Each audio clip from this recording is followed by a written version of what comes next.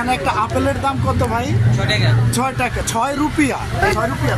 আমি এখন হলুমালের একটি সুপার শপে আছি। দেখেন, এই সুপার শপে বাংলাদেশের তুলনায় এখানে জিনিসপত্রের দাম অত্যধিক বেশি। দেখেন, প্রতি কেজি বেগুন মালদ্বীপের 80 রুপিয়া। 80 রুপিয়াকে প্রায় 7 দিয়ে গুণ করুন, তা বাংলা টাকায় পাওয়া যাবে। অর্থাৎ 1 রুপিয়া সমান প্রায় 7 বাংলা 60 টাকা।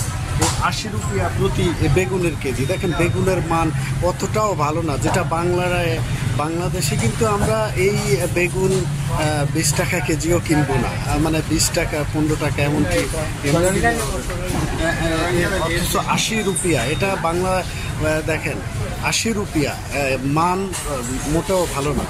80 রুপিয়া এর দাম অত্যধিক বেশি। আপনাদেরকে যেটা আমি দেখাচ্ছি, কাগজি লেবু, এগুলোর কেজিও 100 রুপিয়া। 100 রুপিয়া কাগজি লেবু। এই একটা কাগজি, এটা কেজি হিসেবে বিক্রি করে কাগজি।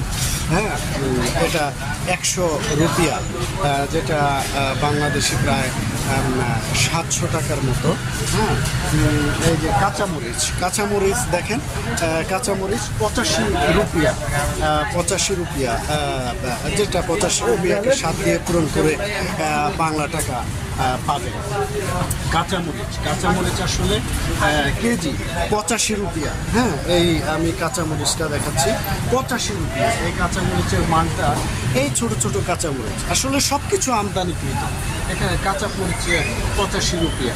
হ্যাঁ, শসা দেখেন, এই শসা 85 রুপিয়া। হ্যাঁ, 85 রুপিয়া করে শসা বিক্রি করে।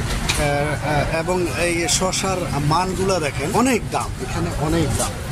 প্রত্যেকটা জিনিসের অনেক দাম। পার কেজি পটেটো পার কেজি 20। এখানে এই যে আলুর কেজি 20 রুপিয়া। হ্যাঁ, তাহলে 20কে 7 দিয়ে পূরণ করুন, দাম পেয়ে যাবেন বাংলা টাকা। হ্যাঁ, আলুর কেজি 20 মালদ্বীপ রুপিয়া। মালদ্বীপের রাজধানী মালের পাশে হলুমালের একটা ফল ফ্রুটের দোকানে, এটা এক বাংলাদেশি ভাইয়ের দোকান, মুন্সিগঞ্জের ভাই। কেজি 30 রুপিয়া, যেটা মালদ্বীপের টাকায় কনভার্ট করে নেবেন আপনারা। এটা আসলে 30 রুপিয়া কেজি। আমি এই 30 রুপিয়া কেজি করে কলা কিনলাম। এখানে একটা আপেলের দাম কত ভাই? 6 টাকা। 6 রুপিয়া। এই একটা আপেলের দাম হচ্ছে 6 রুপিয়া। 6 রুপিয়া। 3 মালদ্বীপ রুপিয়া একটা কমলার দাম।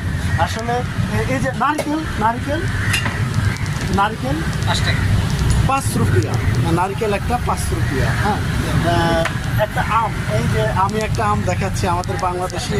হ্যাঁ, এই আমটার দাম 5 রুপিয়া। হ্যাঁ, আসলে এখানে দামটা হাই।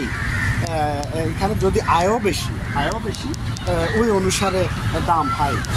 আসলে এখানে প্রত্যেকটা জিনিসের দাম অত্যধিক। যদিও মালদ্বীপে আয়ও বেশি। হ্যাঁ, মানে আয়ও বেশি। বাংলাদেশিরা একদম 8 ঘন্টা ডিউটি করে মালিকের থাকা খাওয়ার পরও তাদেরকে ন্যূনতম 30,000 টাকা বেতন দেওয়া, অর্থাৎ ক্যাশে তাদের 30,000 টাকা থাকে।